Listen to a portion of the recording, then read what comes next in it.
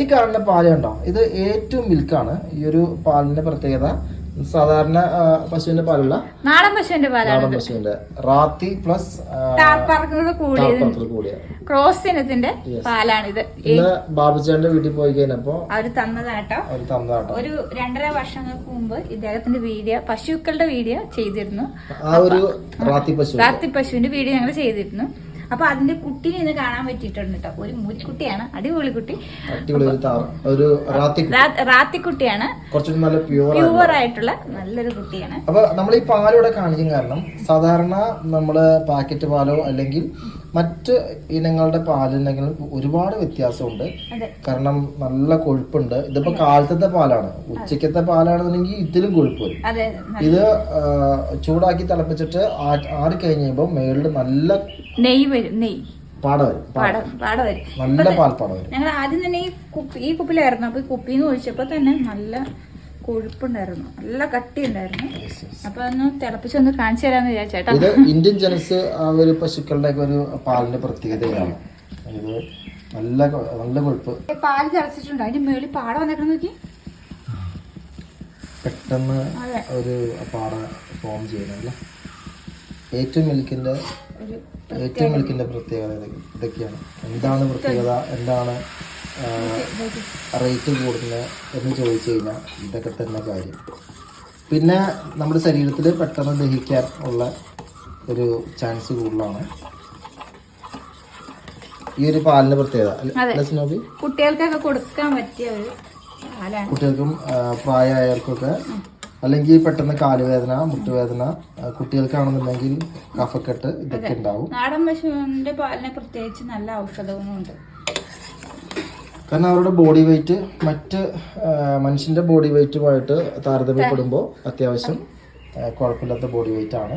പിന്നെ നമ്മൾ അവർക്ക് വേറെ പെല്ലറ്റോ കാര്യങ്ങളോ ഒന്നും കൊടുക്കുന്നില്ല. പുല്ലും ഇച്ചിരി തവിടൊക്കെ മാത്രമേ കൊടുക്കുന്നുള്ളൂ. നാടൻ തീറ്റ അല്ലേ? നാടൻ തീറ്റ കൊണ്ടുണ്ടാവുന്ന പാലാണ് ഈ കാണുന്നത്. നാടൻ തീറ്റകൾ പുല്ലാണ് കൂടുതലും, പുല്ല് പിന്നെ തവിട് ഒക്കെ പഴയ ആളുകൾ ചെയ്യുന്ന. ഇത് തിളയ്ക്കുമ്പോ നല്ലൊരു സ്മെല്ല് നോക്കി. ഒന്ന് തണുപ്പിക്കാൻ വേണ്ടി വെച്ചേക്കാണല്ലേ?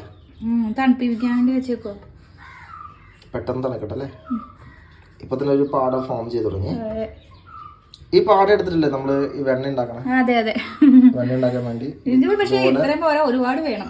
അല്ല, ഇതിപ്പം എനിക്ക് തോന്നണേ ഒരു മാസം ഒക്കെ എടുത്ത് വെച്ച് അത്യാവശ്യം ചെറിയൊരു ഉണ്ട കിട്ടും. ഒരു വീട്ടിൽ തന്നെ നെയ്യ് ഉണ്ടാക്കാം. നെയ്യല്ല, വെണ്ണ വേണ്ട.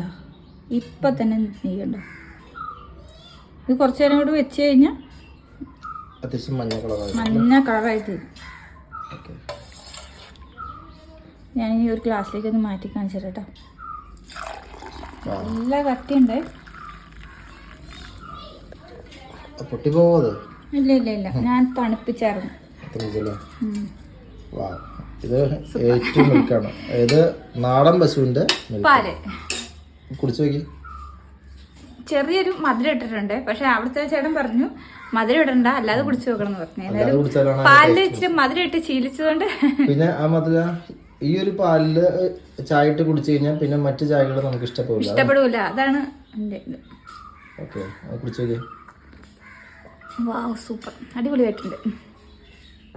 പാലിന്റെ രുചി എന്താണെന്ന് അറിയണമെങ്കിൽ, യഥാർത്ഥ പാലിന്റെ രുചി എന്താണെന്ന് അറിയണമെങ്കിൽ നമ്മള് ഈ മിൽക്കിന്റെ പാല് കുടിക്കണം. മിൽക്കിന്റെ പാല് തന്നെ കുടിക്കണം. മിൽക്ക് കാറ്റഗറിയിലുള്ള പാല്. ഇപ്പൊ വെച്ചൂര്, കാസർഗോഡ് കൊള്ളൻ, റാത്തി, അങ്ങനെ നാടൻ പശുക്കൾ, ഇന്ത്യൻ ജനസിൽപ്പെട്ട പശുക്കളുടെ പാല്. അങ്ങനത്തെ പാല് കുടിക്കുന്നത് നമ്മുടെ കുട്ടികൾക്കും മുതിർന്നവർക്കൊക്കെ ഏറ്റവും ബെസ്റ്റ് ആയിരിക്കും. ഇതിപ്പോ ലിറ്ററിന് 100 രൂപ മേളിലാണ്. മറ്റത് 65-70 രൂപ. ആ പാലും നല്ല പാലാണ്, പക്ഷെ കുറച്ചും കൂടി ഔഷധ ഗുണമുണ്ട്. അതാണ് ഉദ്ദേശിച്ചത്. അപ്പൊ അടുത്ത വീഡിയോ കാണാം. അപ്പൊ ബൈ.